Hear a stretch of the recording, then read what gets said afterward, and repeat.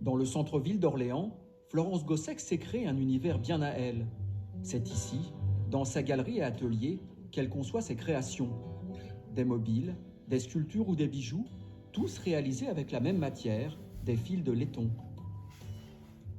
J'ai toujours aimé le laiton. C'est une matière facile à travailler, qui est très malléable, lumineuse, qui se travaille très facilement. Elle se martèle, elle se lamine.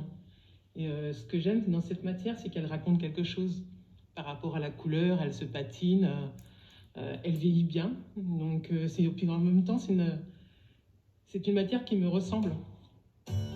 Après un passage par les bijoux, qu'elle a commencé à créer dès son enfance, puis par le stylisme, Florence Gossec consacre maintenant l'essentiel de son temps à ses sculptures. Des objets poétiques, aériens et apaisants. Mes créations, ça reflète ma jeunesse en fait, mon enfance à la campagne. Donc je retranscris en fait mes créations, les herbes folles, les roseaux sauvages, les coquelicots, enfin les champs de blé. Et quand je crée, je pense à mon enfance, à la chaleur. Je sais pas, c'est en moi quoi. C'est toute mon enfance qui défile en fait à travers mes sculptures. Juste à côté de sa galerie, celle de Benoît, créateur de luminaires, qui suit le travail de Florence depuis de nombreuses années.